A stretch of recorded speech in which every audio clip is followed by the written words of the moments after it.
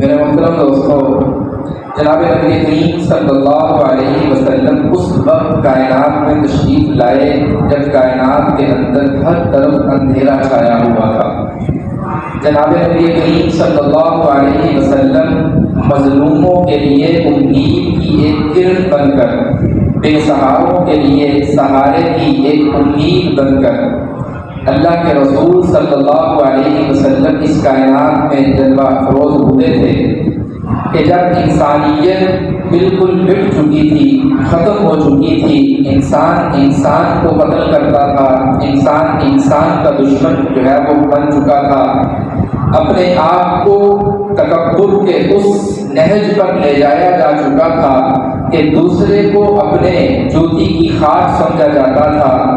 اپنے آپ کو تکبر کے اس مقام پر لے گیا تھا انسان کہ جب اپنے سے علاوہ مرد ہو یا عورت ہو اس کو حقیر جانا جاتا تھا۔ پھر جناب نبی کریم صلی اللہ علیہ وسلم کو اس کائنات میں مبعوث فرمایا گیا۔ آپ نے آ کر ہر کسی کو اس کا حق دلوایا، مظلوم کا سہارا بنے، ظالم کو شکنجے میں ڈالا، اسی طرح بے سہاروں کو سہارا دیا، بے امیدوں کی امید بنے، بیواؤں کے آسرا بنے، یتیموں کے سر پر ہاتھ رکھا۔ نبی کریم صلی اللہ علیہ وسلم کی ولادت باسعادت نے اس سوئی ہوئی دنیا کے اندر، یا یوں سمجھیں کہ اس مردہ دنیا کے اندر حضور کی ولادت سے اللہ رب العزت نے ایک نئی روح پھونک دی۔ وہ انسانیت جو بالکل موت کے دہانے پر کھڑی تھی، وہ انسانیت جو بالکل موت کے کنارے پر کھڑی ہوئی تھی، جناب نبی کریم صلی اللہ علیہ وسلم کی ولادت سے اللہ نے اس انسانیت کو ایک نئی زندگی عطا فرمائی، اس انسانیت کو ایک نئے سرے سے اس کو ایک زندگی اور جو ہے وہ اس کو جلا بخشی۔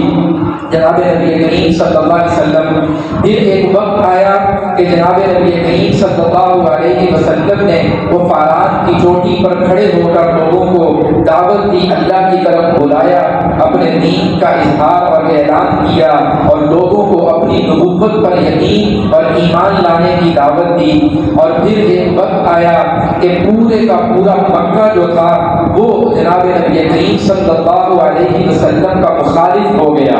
باوجود اس کے کہ اپنے تو اپنے، پرائے تو پرائے، اپنے جو تھے وہ بھی نبی کریم صلی اللہ علیہ وسلم کو تکلیفیں پہنچاتے، وہ بھی حضور صلی اللہ علیہ وسلم کو اذیتیں پہنچاتے، وہ بھی جناب نبی کریم صلی اللہ علیہ وسلم کو تانے دیتے، آپ پر جو ہے وہ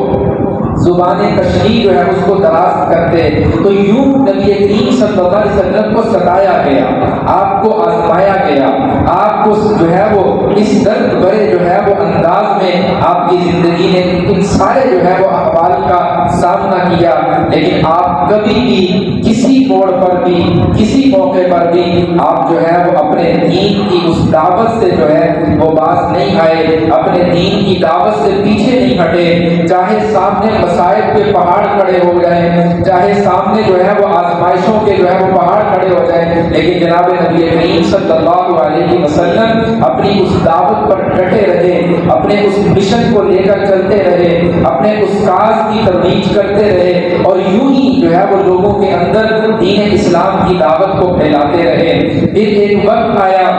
کہ جناب نبی کریم صلی اللہ علیہ وسلم کو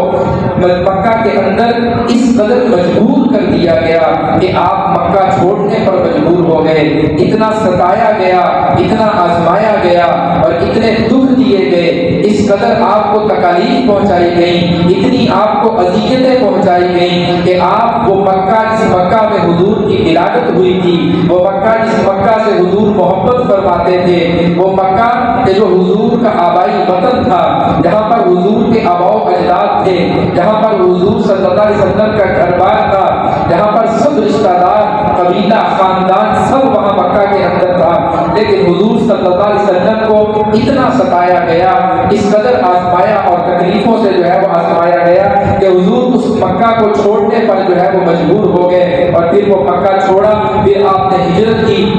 مدینہ تشریف لائے، اور پھر اپنی زندگی کے آخری 10 برس جو تھے وہ جناب نبی کریم صلی اللہ علیہ وسلم نے مدینہ منورہ کے اندر گزارے، اور یہی مدینہ منورہ کی وہ مدنی زندگی ہے کہ جس میں اللہ نے پھر حضور صلی اللہ علیہ وسلم کو وہ عروج عطا فرمایا، وہ بلندیاں عطا فرمائی، وہ وقت جو ہے وہ مسلمانوں نے دیکھا کہ وہ مسلمان جو ایک موقع پر مکہ چھوڑنے پر مجبور تھے، وہ مسلمان جو اپنا گھر بار چھوڑنے پر مجبور تھے، آج وہی محمد الرسول اللہ صلی اللہ علیہ وسلم مدینہ کے اندر مسجد نبوی کی چٹائی پر بیٹھے ہیں اور بیٹھ کر خط لکھ رہے ہیں۔ کس کو خط لکھ رہے ہیں؟ قیصر کے بادشاہ، روم کے بادشاہ قیصر کو اور ایران کے بادشاہ کسریٰ کو، ان کو خط لکھے جا رہے ہیں، اور خط بھی لمبے چوڑے نہیں لکھتے تھے، یہ اللہ نے حضور کو شان عطا فرمائی، دو ٹوک بات کرتے، اللہ کے رسول صلی اللہ علیہ وسلم دو ٹوک بات کرتے، اتنے بڑے بادشاہ کو خط لکھ رہے ہیں اور لکھ کر کیا بھیج رہے ہیں؟ اسلم، فرمایا کہ اسلام قبول کر لے، اگر اسلام قبول کر لے گا تو بھی قائم ہے، تیری ریاست اور تیری سلطنت بھی قائم ہے، اور اگر تو نے اسلام قبول نہ کیا ہم تجھے بھی اور تیری ریاست کو بھی بلیا پیٹ کر کے رکھ دیں گے۔ اللہ نے یہ شان عطا فرمائی، وہ محمد رسول اللہ صلی اللہ علیہ وسلم کے ایک موقع پر وہ اپنا گھر بار چھوڑنے کے لیے مجبور ہو گئے، وہ اپنا سب کچھ چھوڑنے کے لیے مجبور ہو گئے، پھر اللہ نے وہ شان عطا فرمائی کہ کیسر روم کو اور جو ہے وہ کسریٰ ایران کو خط لکھ رہے ہیں اور دھمکی دے رہے ہیں اور اس کو وارننگ دے رہے ہیں، اس کو مہلت دے رہے ہیں، اسلام قبول کرو نہیں تو ہم تمہاری اینٹ سے اینٹ بجا کے رکھ دیں گے۔ ایک وہ موقع تھا کہ جب وہ روم اور ایران کا پوری دنیا کے اندر ڈنکا بجتا تھا، روم اور ایران وہ پوری دنیا کے اندر اس وقت کی سپر پاور طاقتیں تھیں، لیکن اللہ نے حضور صلی اللہ علیہ وسلم کو وہ شان عطا فرمائی کہ آپ نے ان کو خطوط لکھے، اسلام قبول کرو نہیں تو تمہیں مٹا دیا جائے گا، تمہیں فنا کر دیا جائے گا، یہ اللہ نے حضور کو شان عطا فرمائی۔ پھر ایک وہ موقع بھی آیا کہ جب نبی کریم صلی اللہ علیہ وسلم نے مکہ کو فتح کیا، جس مکہ سے جناب نبی کریم صلی اللہ علیہ وسلم ہجرت کے لیے مجبور ہوئے، نکلنے پر مجبور ہوئے، پھر اللہ نے یہ شان عطا فرمائی کہ اسی مکہ کو اللہ کے رسول کے ہاتھوں فتح کروایا۔ یہ سب کے سب جو ہے حضور صلی اللہ علیہ وسلم کی زندگی کا ایک مختصر سا خاکہ جو بطور تمہید کے میں نے آپ کے سامنے عرض کر دیا۔ پھر یہی وہ موقع تھا جس موقع پر حضور صلی اللہ علیہ وسلم کے وصال کی نشانیاں اللہ نے دنیا کے اندر ظاہر فرمانا شروع کر دی۔ یہی وہ موقع تھا، فتح مکہ کا وقت تھا، جناب نبی کریم صلی اللہ علیہ وسلم نے جو ہے وہ فتح مکہ کے موقع پر سب لوگوں کو مخاطب کیا، سب لوگوں کو مخاطب کیا اور مخاطب کر کے لوگوں سے پوچھا، کہا اے لوگوں، جو دین مجھ کو اللہ نے دے کر بھیجا تھا، جو دعوت مجھ کو اللہ نے دے کر بھیجا تھا، تم گواہی دو، کیا میں نے اس دین کے پہنچانے کا حق ادا کیا کہ نہیں کیا؟ وہ پورا میدان عرفات بھرا ہوا ہے، سب کے سب صحابہ جمع ہیں، ایک روایت کے مطابق تقریباً 30,000 صحابہ کا مجمع، ایک روایت کے مطابق 1.25 لاکھ صحابہ کا مجمع، اور مختلف روایات آتی ہیں اس حوالے سے، تو میدان عرفات وہ بھرا ہوا ہے، پاؤں رکھنے کی جگہ نہیں ہے، سارے صحابہ اور وہ سارے جانثار اور وہ وفادار وہ حضور صلی اللہ علیہ وسلم کے سامنے موجود ہیں۔ میدان عرفات کے اندر حضور نے سب کو مخاطب کیا، فرمایا او میرے صحابہ، گواہی دو اللہ کے سامنے کہ میں نے دین کو پہنچانے کا حق ادا کیا کہ نہیں کیا؟ سارے صحابہ بیک زبان بولے کہ یا رسول اللہ صلی اللہ علیہ وسلم، آپ نے دین پہنچایا نہیں بلکہ آپ نے تو دین پہنچانے کا حق ادا کر دیا ہے۔ پھر اللہ نے پھر رسول اللہ صلی اللہ علیہ وسلم یوں آسمان کی طرف نظریں اٹھائیں اور آسمان کی طرف نظریں اٹھا کر اللہ کی طرف مخاطب ہوتے ہیں، فرمایا یا اللہ، جو دین تو نے مجھ محمد کو دے کر بھیجا تھا میں نے اس کو پہنچانے کا حق ادا کر دیا، یہ سب لوگ اس بات پر گواہ ہیں، اے اللہ تو بھی ان کی گواہی پر گواہ بن جا، تو بھی ان کی گواہی پر گواہ بن جا۔ اب جب یہ موقع تھا، اللہ نے اس موقع پر یہ آیت نازل فرمائی، الیوم اکملت لکم دینکم واتممت علیکم نعمتی ورضیت لکم الاسلام دینا۔ جب یہ آیت نازل ہوئی، اس آیت کا نازل ہونا گویا یہ اس بات کی پیشین گوئی تھی کہ اللہ کے رسول صلی اللہ علیہ وسلم کا آخری وقت آ چکا ہے، اللہ کے رسول کا اس دنیا کو چھوڑنے کا وقت آ چکا ہے، اللہ کے حبیب اس دنیا سے رخصت ہونے ہونے والے ہیں، اس دنیا سے پردہ فرمانے والے ہیں، وہ وقت آ چکا ہے۔ اللہ نے قرآن کریم کے اندر ارشاد فرمایا الیوم اکملت لکم دینکم، اے نبی ہم نے آج کے دن تمہارے دین کو تم پر مکمل کر دیا، ورضیت لکم الاسلام دینا، اور فرمایا ہم نے تمہارے لیے دین اسلام کو منتخب کیا، پسند کیا ہے۔ تو جب دین مکمل ہو گیا، حضور صلی اللہ علیہ وسلم سمجھ گئے، فرمایا کہ جب دین مکمل ہو گیا، اب اللہ کے رسول کا دنیا میں آنے کا مقصد پورا ہو گیا۔ اللہ کے رسول کے آنے کا مقصد کیا تھا؟ هو الذی بعث فی الأمیین رسولا منهم یتلو علیہم آیاتہ ویزکیہم ویعلمہم الکتاب والحکمہ۔ اے نبی ہم آپ کو حکمت بری زندگی دے کر دنیا میں بھیج رہے ہیں، اور اس کے ساتھ ہم آپ کو کتاب دے رہے ہیں، آپ اس کتاب کو اپنی امت کے پاس لے جائیے اور امت کو یہ کتاب پڑھ کر سنائیے۔ یتلو علیہم آیاتہ، اس کی آیتیں امت کو پڑھ کر بتائیے، ویزکیہم، ان کے دلوں کو صاف کیجیے، ویعلمہم الکتاب والحکمہ، ان کو کتاب و حکمت کی تعلیم دیجیے۔ اب یہ سب مقصد پورا ہو چکا۔ جب اللہ نے حضور کو بھیجا تو حضور کا مقصد بتایا کہ آپ یہ کام کیجیے۔ آج میدان عرفات ہے، اللہ کے رسول بھی موجود ہیں، سارے صحابہ بھی موجود ہیں، اور ان سب صحابہ کی موجودگی میں اللہ نے قرآن کریم کی آیت نازل فرمائی الیوم اکملت لکم دینکم واتممت علیکم نعمتی ورضیت لکم الاسلام دینا۔ اے نبی آج کے دن ہم نے تم پر اپنے دین کو مکمل کر دیا۔ اللہ کے حبیب سمجھ گئے جب دین مکمل ہو گیا ہے، میرے آنے کا مقصد پورا ہو گیا ہے۔ جب آنے کا مقصد پورا ہو گیا ہے تو پھر دنیا سے جانے کا وقت بھی قریب آ گیا ہے، پھر دنیا سے جانے کا وقت بھی قریب آ گیا ہے۔ ایک موقع پر نبی کریم صلی اللہ علیہ وسلم بیٹھے ہیں، سارے صحابہ بھی بیٹھے ہیں، اللہ کے حبیب صلی اللہ علیہ وسلم نے فرمایا او صحابہ، اللہ نے ایک شخص کو اختیار دیا ہے، اللہ نے ایک شخص کو اختیار دیا ہے کہ وہ چاہے تو دنیا میں مزید رہ لے، جتنا چاہے رہ لے، اور اگر چاہے تو اللہ سے ملاقات کر لے۔ جب یہ اللہ کے رسول نے صحابہ کے سامنے بیان کیا کہ اے لوگوں، اللہ نے ایک شخص کو اختیار دیا ہے، وہ چاہے تو دنیا میں رہ لے، وہ چاہے تو اللہ کے اسے ملاقات کی تیاری کر لے۔ جب یہ ارشاد فرمایا پورا مجمع صحابہ کا بیٹھا ہوا ہے، حضرت ابو بکر رضی اللہ تعالی عنہ کی چیخیں نکل گئی، حضرت ابو بکر کی چیخیں نکل گئی، سارے صحابہ بیٹھے، ایک ابو بکر نے رونا شروع کر دیا، چیخیں مار کر رو رہے ہیں، دھاڑے مار کر رو رہے ہیں۔ صحابہ کرام نے پوچھا ابو بکر کیا بات ہے؟ ابو بکر کیا بات ہے؟ اللہ کے رسول تو ہم سے یہ فرما رہے ہیں، اللہ کے حبیب تو ہم سے یہ فرما رہے ہیں کہ اللہ نے ایک شخص کو اختیار دیا ہے، وہ چاہے تو دنیا میں رہے، وہ چاہے تو اللہ سے ملاقات کی تیاری کرے۔ جب اختیار دیا ہے تو رونے کی کیا بات ہے؟ حضرت ابو بکر رضی اللہ تعالیٰ عنہ فرمانے لگے اے جماعت صحابہ، کیا تمہیں یہ معلوم نہیں ہے اس ایک شخص سے مراد سوائے پیغمبر کے اور کون ہو سکتا ہے؟ اللہ کے رسول نے جو فرمایا نا کہ اللہ نے ایک شخص کو اختیار دیا ہے،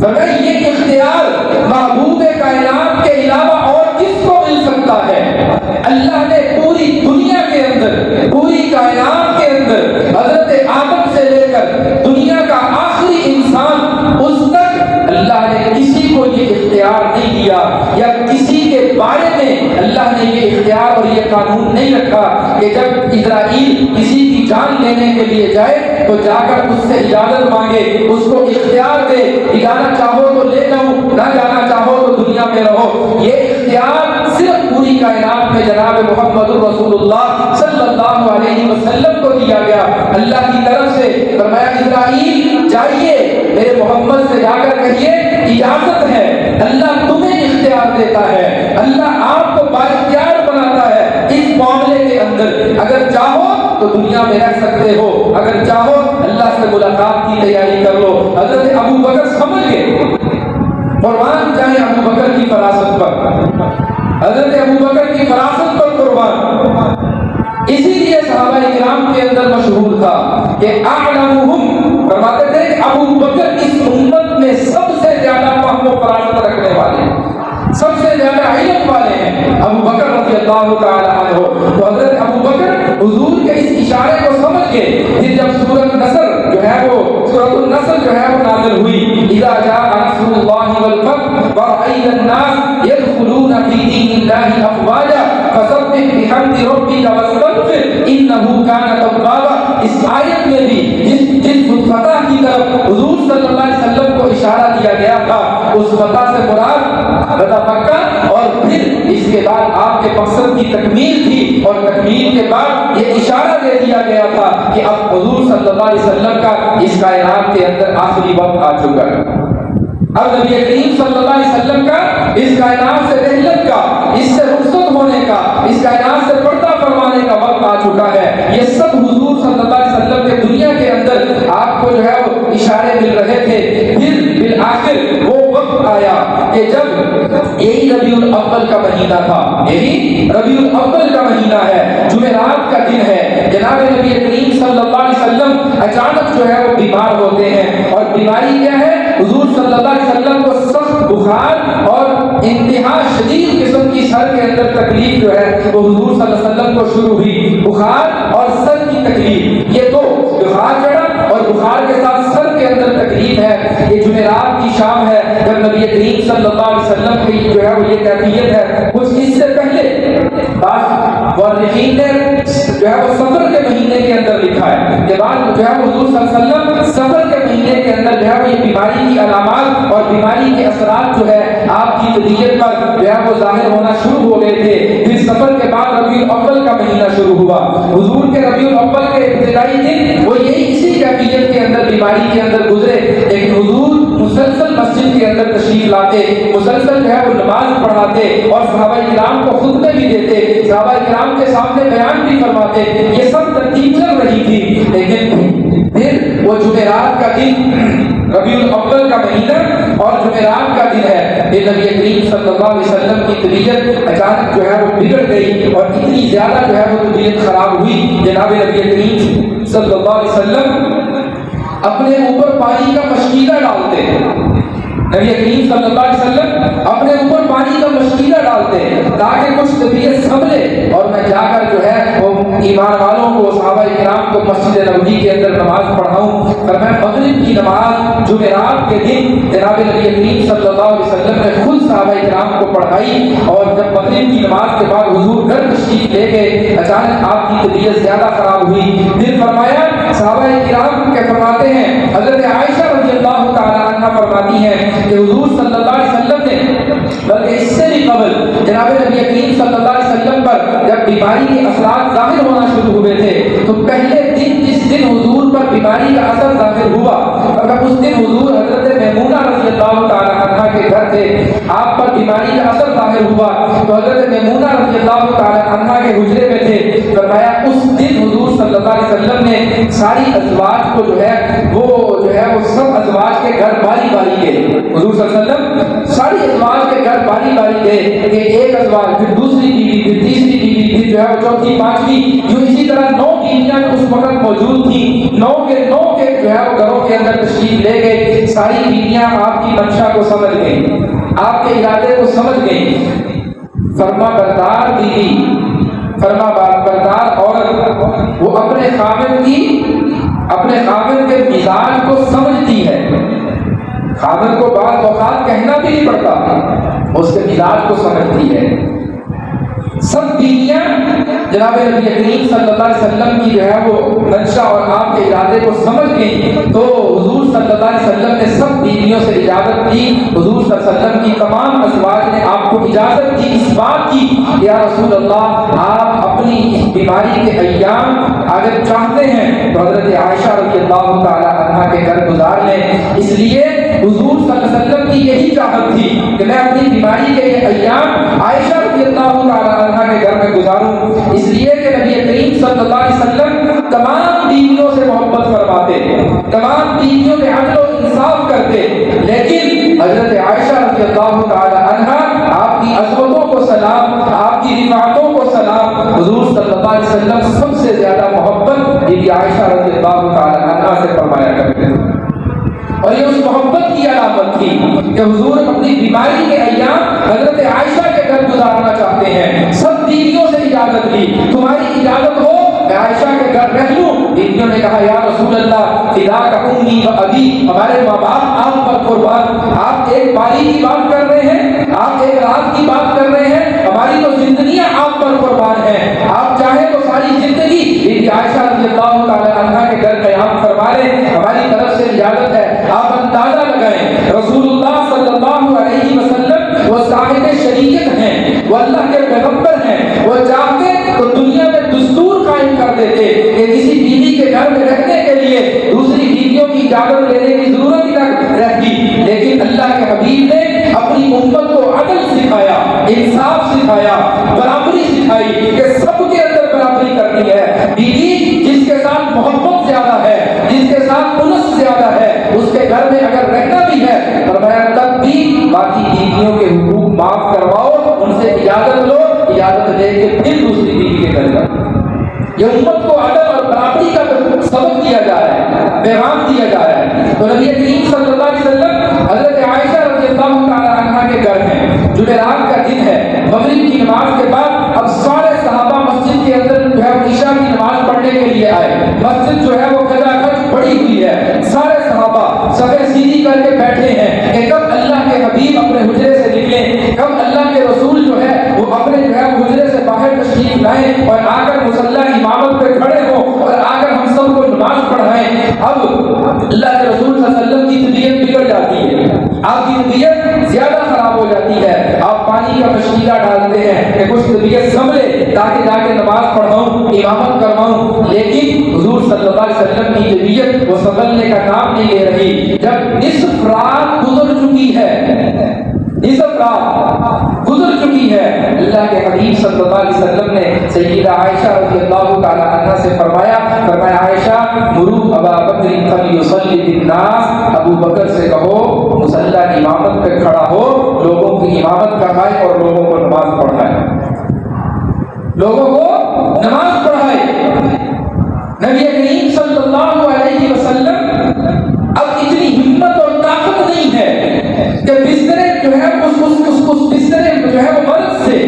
उस जो है वो बीमारी की हालत में अल्लाह के हबीब मस्जिद में तशरीफ लाए। इतनी सख्त और इतनी कुव्वत जिस्म के अंदर मौजूद नहीं है, बीमारी का इतना शदीद गलबा, बुखार का इतना शदीद गलबा और सर दर्द ने जो है वो इस कदर शदीद अटैक जो है वो आपके सर पर किया कि आपके अंदर वो सख्त और वो कुव्वत और ताकत बाकी नहीं रही कि जाके मुसल्ला इमामत पे खड़े हो और लोगों की इमामत करवाए। फरमाया आयशा अबू बकर से कहो मुसल्ले पे खड़ा हो जाए और मेरे मुसल्ले का जो है वो लोगों को मुसल्ले पे खड़े होकर इमामत करवाए, नमाज पढ़ाए। सय्यदा आयशा फरमाती हैं मैंने अर्ज की या रसूल अल्लाह इन्नहु रकीकुल कल्ब, या रसूल अल्लाह मेरा अब्बा तो बड़ा नरम दिल है, मेरा अब्बा तो बड़ा नरम दिल है, फइन्नहु रकीकुल कल्ब, इंतहाई नरम दिल है। जब आपका मुसल्ला खाली देखेंगे तो वो बर्दाश्त नहीं कर पाएंगे। हज़रत आयशा क्या फरमा रही है अपने बाप अबू बकर की निस्बत, या रसूल अल्लाह मेरा बाप अबू बकर को नरम दिल है, वो आपके मुसल्ले को खाली देखेगा तो बर्दाश्त नहीं कर सकेंगे, लिहाजा क्या ये मुमकिन है हजरत उमर से कह दें, हजरत उमर से कह दें कि उमर बहादुर आदमी है, कवी आदमी है, हजरत उमर खुद मुसल्ला इमामत पे आए और आकर जो है वो लोगों को नमाज ही पढ़ानी है, नमाज ही तो पढ़ानी है ना। अबू बकर नहीं तो उमर सही, हजरत उमर आ जाए मुसल्ले पे इमामत करवाए, नमाज पढ़ाए। रिवायात में आता है जनाब नबी करीम सल्लल्लाहु अलैहि वसल्लम ने 3 बार फरमाया ला ला ला, क्या मतलब नहीं नहीं नहीं, मेरे बाद मेरे मुसल्ले पर अगर कोई आएगा तो अबू बकर आएगा, अबू बकर के अलावा कोई इस मुसल्ले का वारिस नहीं। 3 बार हुजूर ने मना फरमाया, मेरे बाद मेरे मुसल्ले का वारिस अबू बकर है, अबू बकर है, अबू बकर है। आयशा अबू बकर से कहिए नमाज पढ़ाए। इधर पैगाम मस्जिद के अंदर पहुंचा, मस्जिद नबवी के अंदर पैगाम पहुंचा कि अल्लाह के रसूल सल्लल्लाहु अलैहि वसल्लम की तबीयत सही नहीं है, लिहाजा हुजूर सल्लल्लाहु अलैहि वसल्लम ने अपनी पूरी कोशिश की है, यहाँ तक कि जिस रात गुजरने को है, इतना वक्त गुजर चुका है, लेकिन طبیعت سنبھلنے کا نام نہیں لے رہی، اس لیے حضور نے فرمایا ہے ابو بکر سے کہو کہ نماز پڑھا دیں۔ حضرت ابو بکر نماز پڑھانے کے لیے مصلی پہ آئے، نماز پڑھانے کے لیے مصلی پہ تشریف لائے۔ فرمایا جیسے ہی حضرت ابو بکر مصلی پہ نماز پڑھانے کے لیے تشریف لائے، نماز پڑھا رہے تھے، اللہ کی قدرت دیکھیے، حضور صلی اللہ علیہ وسلم کی طبیعت کچھ سنبھلنے لگی، جو محسوس ہوا کہ طبیعت میں کچھ طاقت آ رہی ہے، طبیعت سنبھل رہی ہے۔ آپ حضور صلی اللہ علیہ وسلم نے حضرت عباس اور حضرت علی دونوں کا سہارا لیا، ایک ہاتھ حضرت علی کے کندھے پر رکھا اور ایک حضرت عباس کے کندھے، اور یوں دونوں کا سہارا لے کر حضور صلی اللہ علیہ وسلم مسجد کے اندر تشریف لے آئے۔ دو لوگوں کے سہارے پہ امام الانبیاء سرور دو عالم صلی اللہ علیہ وسلم گھسٹتے ہوئے پاؤں کے ساتھ مسجد کے اندر تشریف لا رہے ہیں نماز کے لیے، اور امت کو یہ پیغام دیا جا رہا ہے اللہ کے واسطے مسجد سے اپنا تعلق کمزور نہ ہونے دینا، نماز کو کبھی ہلکا نہ سمجھنا۔ یہ امام الانبیاء ہیں، یہ سرور کائنات ہیں، جو بخشے بخشائے ہیں، جو معصوم ہیں، لیکن اس کے باوجود امت کو نماز کی اہمیت بتائی جا رہی ہے کہ اللہ کے حبیب دو لوگوں کے سہارے پر مسجد کے اندر تشریف لا رہے ہیں، دو لوگوں کے سہارے مسجد میں تشریف لا رہے ہیں، اور مسجد میں آئے حضرت ابو بکر رضی اللہ تعالی عنہ نماز پڑھا رہے ہیں، نماز پڑھاتے پڑھاتے محسوس ہوا حضور تشریف لے آئے، نماز میں محسوس ہوا حضور تشریف لے آئے ہیں۔ جیسے ہی حضور کی آمد کا پتہ چلا، حضرت ابو بکر مصلی سے پیچھے سرکنا شروع ہو گئے، مصلی سے پیچھے سرکنے لگے، پیچھے ہٹنے لگے آہستہ آہستہ، کہ اب مصلی کے اصل وارث آ چکے ہیں، اب اللہ کے حبیب کے ہوتے ہوئے کوئی اور مصلی پہ کھڑا ہو، یہ کیسے ممکن ہے؟ حضرت ابو بکر نے یہاں پر ایک عقیدہ بھی سمجھا دیا، کہتے ہیں نا کہ ہر جگہ موجود ہے، ہر جگہ موجود ہے، ہر جگہ موجود ہے۔ حضرت ابو بکر نے سمجھا دیا کہ جب رسول موجود ہو تو پھر مصلی پہ آنے کی ضرورت کو کسی کو نہیں، اگر حضور ہر جگہ ہیں، میری آپ کی یا آج کے علماء کی کیا مجال ہے کہ حضور یہاں موجود ہو اور میں مصلی امامت پہ کھڑا ہو جاؤں؟ یہ حضرت ابو بکر عقیدہ بتا رہے ہیں، عقیدہ سمجھا رہے ہیں لوگوں کو، امت کو، کہ جب حضور موجود ہیں پھر مصلی پہ آنا یہ حضور کی بے ادبی ہے۔ حضرت ابو بکر پیچھے ہٹنے لگے، حضور صلی اللہ علیہ وسلم نے فرمایا حضرت ابو بکر کو، ابو بکر نماز جاری رکھو، نماز پڑھاؤ۔ حضرت ابو بکر پیچھے ہو گئے، حضور صلی اللہ علیہ وسلم آگے تشریف لے آئے، پھر حضور صلی اللہ علیہ وسلم بیٹھ گئے، حضور نے بیٹھ کر امامت کروائی، حضور نے بیٹھ کر، اور یہ جمعرات کا دن عشاء کی نماز ہے، ربیع الاول کا مہینہ ہے، فرمایا بیٹھ کے حضور صلی اللہ علیہ وسلم نے نماز پڑھائی۔ جب نماز پڑھائی گویا یوں سمجھیے حضور امام تھے اور حضرت ابو بکر حضور کے مکبر تھے پیچھے۔ آپ اس کو آسان لفظوں میں یوں سمجھتے ہیں کہ حضور حضرت ابو بکر کو پڑھا رہے ہیں اور ابو بکر باقی امت کو پڑھا رہے ہیں۔ حضور صلی اللہ علیہ وسلم نے یوں نماز مکمل کی اور فرمایا ابو بکر،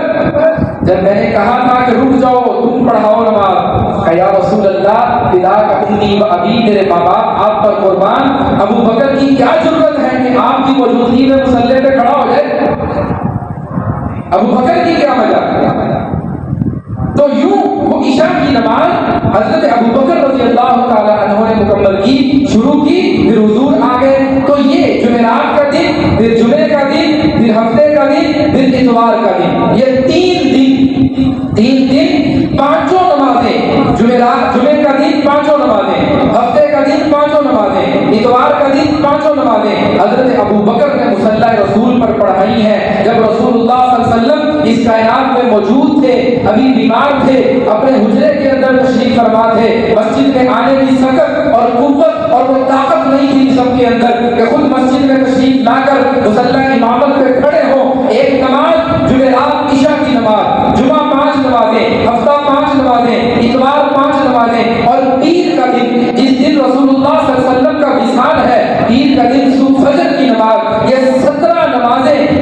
ابو بکر نے حضور کی زندگی میں امت کو پڑھائی ہیں. 17 نمازیں حضرت ابو بکر نے حضور کی زندگی میں امت کو پڑھائی ہیں. کیا ہو گیا؟ کئی گھڑی بھی خراب ہے. تو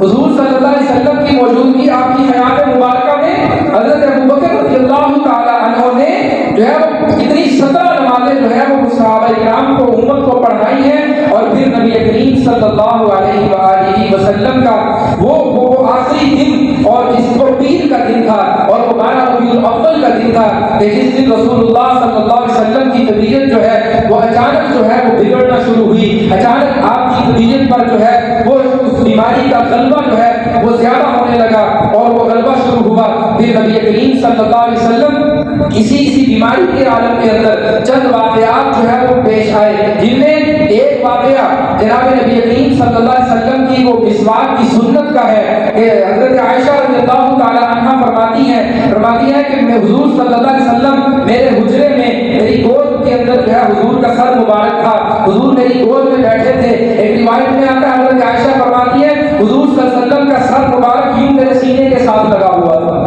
گود میں بیٹھے اور حضور کا سر مبارک حضرت عائشہ کے یوں سینے سے لگا ہوا ہے. آپ میاں اور بیوی کے اس تعلق کا اندازہ لگائیں، اس محبت کا اندازہ لگائیں کہ امت کو کیا پیغام دیا جا رہا ہے، امت کو کیا درس اور کیا سبق دیا جا رہا ہے، امت کو کیا سکھایا جا رہا ہے کہ آپ کے تعلق لوگوں کے ساتھ کیسے ہونے چاہیے. اگر اولاد ہے تو اللہ کے رسول نے اپنی اولاد سے تعلق رکھ کر امت کو بتایا ہے تمہارا تعلق اولاد سے کیسا ہو. اگر حضور کا تعلق اپنے شاگردوں کے ساتھ ہے تو امت کو یہ بتایا ہے کہ تمہارا تعلق اپنے شاگردوں کے ساتھ کیسا ہونا چاہیے. اور تعلق بیوی کا ہے، حضور نے تب بھی بتایا ہے کہ تعلق بیویوں کے ساتھ کیسا ہونا چاہیے، رویہ اور برتاؤ بیویوں کے ساتھ کیسا ہونا چاہیے. حضرت عائشہ فرماتی ہیں کہ حضور کا سر مبارک میری گود میں، اور فرمایا اسی اسنا میں عبد الرحمن بن ابی بکر رضی اللہ تعالی عنہ حضرت عائشہ کے بھائی وہ حجرے میں تشریف لاتے ہیں. عبد الرحمن بن ابی بکر ان کے ہاتھ میں تازہ مسواک ہے، ان کے ہاتھ میں تازہ مسواک ہے. حضور صلی اللہ علیہ وسلم نے اس مسواک کی طرف دیکھا، بولے نہیں، اس لیے کہ وہ تو سکت اور طاقت قوت ہی نہیں، صرف اس مسواک کی طرف دیکھا. مزاج شناس بیوی، وہ وفادار، وہ وفا شعار بیوی بی بی عائشہ رضی اللہ تعالی عنہا پیغمبر کی آنکھوں میں دیکھ کر سمجھ گئی کہ حضور نے مسواک کی طرف دیکھا ہے، حضور مسواک کی طلب کر رہے ہیں. حضرت عائشہ رضی اللہ تعالی عنہا نے مسواک منگوائی، حضور صلی اللہ علیہ وسلم کے سامنے پیش کی. آپ اندازہ لگائیے بیماری کے اس غلبے میں اور اس جو ہے وہ بیماری کے حملے میں جناب نبی کریم صلی اللہ علیہ وسلم میں بولنے تک کی طاقت نہیں ہے. اندازہ لگائیں مسواک کیسے چباتے، مسواک نہیں چبائی جانی تھی. تو حضور نبی کریم صلی اللہ علیہ وسلم نے سیدہ عائشہ رضی اللہ تعالی عنہا کی طرف اشارہ کیا، اس کو چباؤ، اس کو خود چباؤ. حضرت عائشہ فرماتی ہے میں نے اس مسواک کو چبایا، اتنا چبایا کہ وہ مسواک نرم ہو گئی، اس کے ریشے نرم ہو گئے. فرمایا جب وہ نرم ہو گئی تو میں اٹھی اس مقصد کے لیے پانی آگے بڑھایا کہ مسواک کو دھو دوں، مسواک کو صاف کر دوں تاکہ اللہ کے حبیب اس کو استعمال فرما لیں. نرم کرنے کے بعد اس مسواک کو جب دھونے لگی، اس کو صاف کرنے لگی، اللہ کے حبیب صلی اللہ علیہ وسلم نے فرمایا عائشہ نہیں، فرمایا یوں ہی دے دو، عائشہ یوں ہی دے دو. اللہ کے حبیب صلی اللہ علیہ وسلم نے حضرت عائشہ کا چبایا ہوا وہ مسواک بغیر دھوئے اسی طرح جو ہے وہ خود استعمال فرمایا. حضرت عائشہ رضی اللہ تعالی عنہ فرمایا کرتی تھی مجھے اس بات پر فخر ہے کہ اللہ نے مجھے یہ سعادت دی ہے کہ اللہ نے میرے اور اللہ کے حبیب کے لعاب کو اکٹھا کر دیا. فرمایا کرتی تھی کہ مجھے اس بات پہ فخر ہے، اپنے لیے اس کو سعادت سمجھتی تھی. اور آپ اندازہ لگائیں حضور صلی اللہ علیہ وسلم کے جو ہے وہ آپ کے جو ہے وہ منہ میں اور آپ کے جو ہے وہ آخری جو غذا کے طور پر جو آخری چیز گئی ہے وہ مسواک تھی، اور مسواک کے اندر بھی لعاب سیدہ عائشہ رضی اللہ تعالی عنہا کا. اب یہ تعلق اور محبت امت کو سمجھایا جا رہا ہے. اب نبی کریم صلی اللہ علیہ وسلم اسی اسلام میں فرماتی ہے سیدہ عائشہ رضی اللہ تعالی عنہا کہ حضرت بی بی فاطمہ الزہرا رضی اللہ تعالی عنہا تشریف لے آئیں.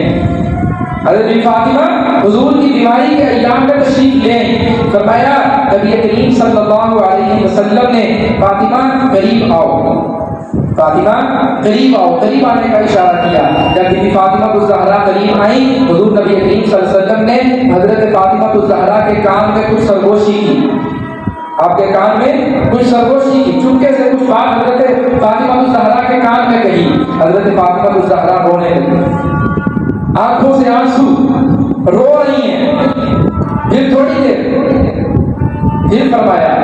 فاطمہ قریب آؤ. جب قریب آئی تو پھر کان کے اندر کچھ کہا. حضرت فاطمہ مسکرانے لگی،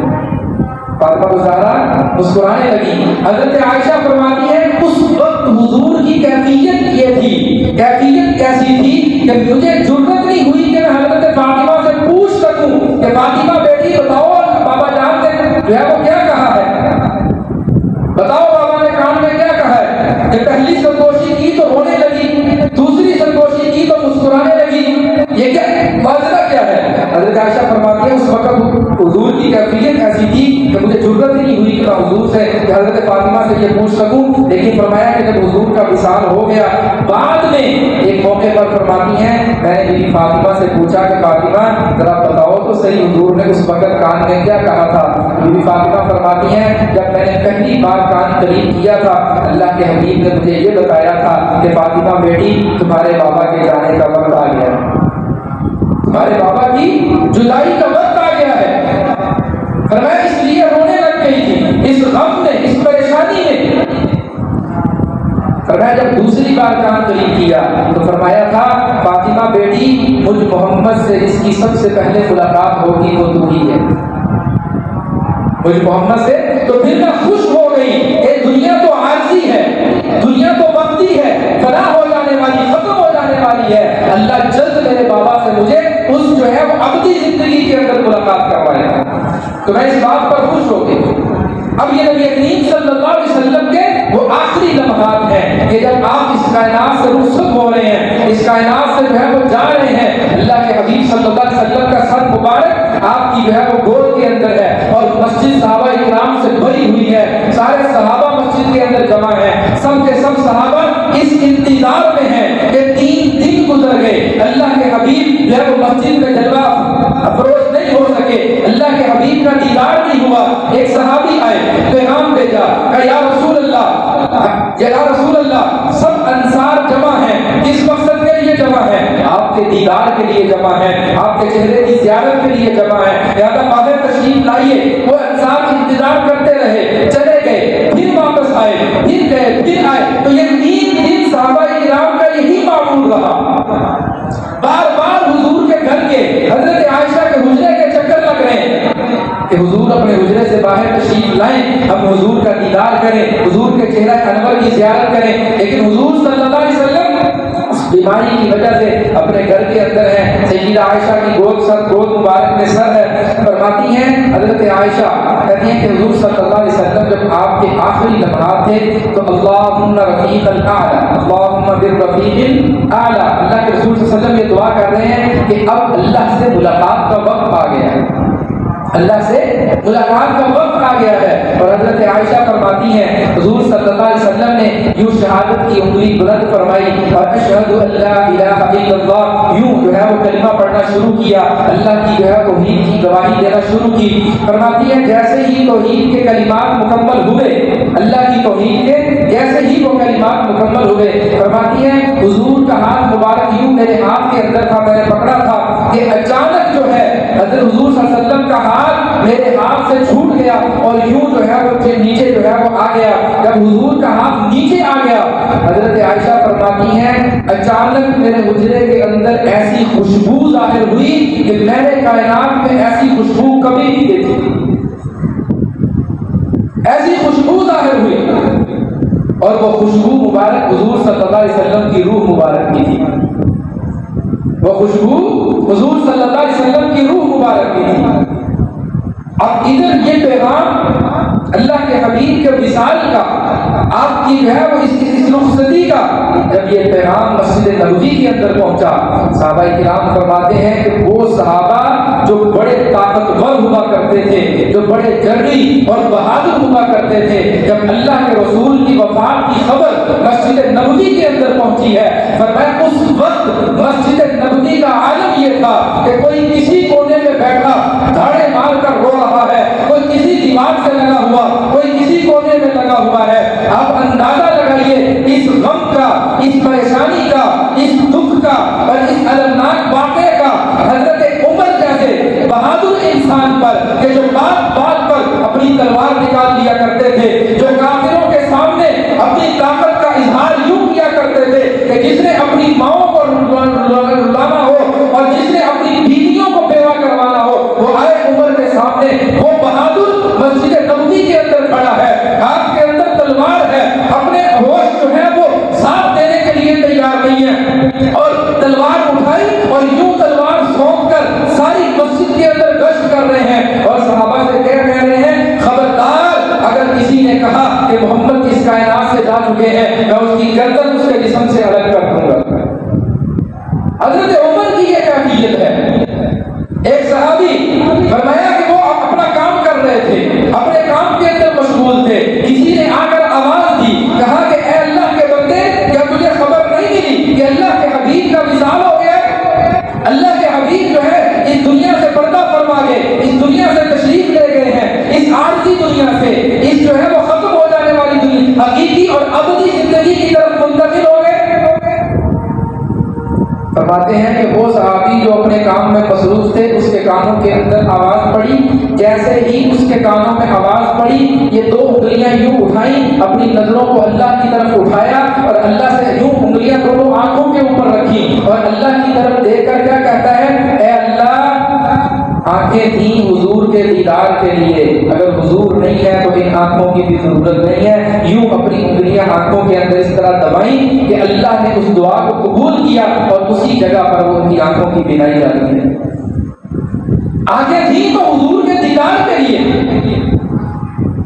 حضرت عائشہ رضی اللہ تعالی عنہ کیا فرماتی ہیں؟ فرماتی حضرت انس رضی اللہ تعالی عنہ سے جب حضور صلی اللہ علیہ وسلم کو آپ کی لحد مبارک کے اندر آپ کے جسد اطہر کو جو ہے وہ دفنا دیا گیا، آپ کے اوپر مٹی ڈال دی گئی، آپ کا جنازہ نہیں پڑھا گیا، کہیں مانا جیسے ہمارا جنازہ ہوتا ہے ایسے نہیں پڑھا گیا، ٹھیک ہے؟ کیسے پڑھا گیا؟ فرمایا 10 صحابہ تشریف لاتے، آپ صلی اللہ علیہ وسلم کی جو اس حجرے کے اندر جگہ ہی اتنی تھی کہ ایک وقت میں 10 صحابہ آ سکتے تھے، تو فرمایا کہ 10 صحابہ تشریف لاتے، آپ صلی اللہ علیہ وسلم پر درود پاک پڑھتے اور پڑھ کر جو ہے وہ باہر جاتے، بس یہی آپ کا جنازہ تھا۔ آپ کو غسل دینے کے لیے آپ کے جسم اطہر سے جو ہے آپ کے کپڑے نہیں اتارے گئے، انہی کپڑوں کے اندر حضور صلی اللہ علیہ وسلم کو کپڑوں سمیت جو ہے وہ غسل دیا گیا، اور پھر آپ کی لحد مبارک جب آپ کو اتارا گیا، آپ کی لحد پر مٹی ڈال دی گئی، تو حضرت انس جو ہے وہ مٹی ڈالنے کے بعد واپس آ رہے تھے، حضرت فاطمہ الزہرا تشریف لائی، کہا انس تمہارے اندر اتنا حوصلہ کہاں سے آ گیا کہ تم میرے بابا کو، اللہ کے حبیب کو جو ہے وہ مٹی کے اندر بند کر کے اوپر مٹی ڈال کے آ گئے؟ تمہارے دل اتنے طاقتور کیسے ہو گئے؟ اتنا حوصلہ کہاں سے آ گیا کہ تم اوپر مٹی ڈال کے آ گئے؟ حضرت انس رضی اللہ تعالی عنہ فرماتے ہیں بی بی محترمہ، دل تو کسی کا بھی نہیں کر رہا تھا، لیکن اللہ کے حکم کے سامنے مجبور تھے کہ اللہ کا قانون یہی ہے، اللہ کا دستور یہی ہے، اللہ کے قانون اور اللہ کے دستور کے خلاف جا نہیں سکتے۔ حضرت عائشہ فرماتی ہے، حضرت انس کہتے ہیں حضرت عائشہ نے اس موقع پر فرمایا کہ اے میرے نبی کے صحابہ، کہتی ہیں کہ اس وقت عائشہ کے اوپر، حضرت فاطمہ کے اوپر جو غم کے پہاڑ ٹوٹے ہیں، فرمایا اگر یہ غم کے پہاڑ دن پر ٹوٹتے تو دن رات میں بدل جاتا، دن رات میں بدل جاتے۔ صحابہ کرام فرماتے ہیں جس دن اللہ کے حبیب مکہ سے ہجرت کر کے مدینہ منورہ تشریف لائے تھے، فرمایا کہ ہم نے خود اس بات کا نظارہ کیا کہ مدینے کی ہر شے روشن اور چمکدار نظر آ رہی ہے، اور فرمایا جس دن حضور کا وصال کلبلال ہوا، ہم نے اس بات کو نوٹ کیا، پورے مدینے کے اندر ایک اندھیرا سا چھا گیا تھا، پورے مدینے کے اندر ایک اندھیرا سا چھا گیا تھا۔ یہ وہ لمحات ہیں، یہ وہ واقعہ ہے کہ جب اللہ کے حبیب صلی اللہ علیہ وسلم 12 ربیع الاول کا دن، 12 ربیع الاول پیر کا دن ہے، اور صبح 9:30 10 11 کا یہ ٹائم ہے صبح کا، اس ٹائم میں حضور صلی اللہ علیہ وسلم کا وصال پرملال ہوا۔ آپ اس ظاہری دنیا سے ابدی دنیا کی طرف جو ہے وہ تشریف لے گئے، آپ اس دنیا سے پردہ فرما گئے۔ آپ اندازہ لگائیں کہ وہی وقت جس وقت میں اللہ کے حبیب اس کائنات سے رخصت ہو رہے ہیں، اسی وقت کے اندر آج پورے ملک کے اندر کیا ہلہ گلا مچایا جاتا ہے، نبی کی محبت کا نام لے کر، نبی کے عشق کا نام لے کر۔ جس وقت حضرت ابو بکر، حضرت عمر، حضرت عثمان، علی اور یہ بڑے صحابہ یہ بھی اپنے ہوش میں نہیں تھے، اپنے حواس قائم نہیں ہیں، اس وقت ہم نے اپنی رسومات کو اتنا پروان چڑھا لیا کہ ہمیں یہ کرتے ہوئے کبھی خیال بھی نہیں آیا کہ جس وقت، جس ٹائم پر، جس دن میں یہ ہلڑ بازی کر رہا ہوں، جس وقت میں یہ شور شرابہ اور جو ہے وہ ڈھول کی ناچ پر جو ہے وہ ناچ گانے چل رہے ہیں اور جو ہے وہ طرح طرح کی رسومات ہو رہی ہیں، جس وقت ہم یہ کر رہے تھے، اس وقت منبر رسول پر کھڑے ابو بکر امت کو تسلی دے رہے تھے، امت کا سہارا بن رہے تھے۔ تو بات اس کرنے کا مقصد ہے کہ ہم نے ایک چیز کو یاد رکھا، دوسری چیز کو بھول گئے۔ نبی کے جانے کا غم، نبی کے جانے کی جو ہے وہ ہم تو وہ منائے جس کا کوئی مر گیا ہو، ہم تو وہ منائے جس کا کوئی مر گیا ہو۔ تو کیا یہ بات حضرت فاطمہ کی سمجھ میں نہیں آئی تھی جو آج تمہاری سمجھ کے اندر آ رہی ہے؟ حضرت فاطمہ کس بات کا غم بنا رہی ہے؟ حضرت فاطمہ کس لیے یہ بات ارشاد فرما رہی ہے کہ مجھ پر جو غم کے پہاڑ ٹوٹے ہیں، اگر دن میں ٹوٹتے تو یہ رات میں بدل جاتے۔ غم تو وہ بنائے جس کا وہ مر گیا۔ تو یہ ساری حقیقت ہے، اس حقیقت سے منہ موڑ لینا، اس سے روگردانی کرنا اور اس کو پس پشت ڈال دینا، یہ گویا اپنے آپ کے ساتھ بے انصافی کر رہے ہیں۔ اللہ تعالیٰ سے دعا ہے اللہ ہم کو حقیقی واقعہ حضور صلی اللہ علیہ وسلم کی محبت نصیب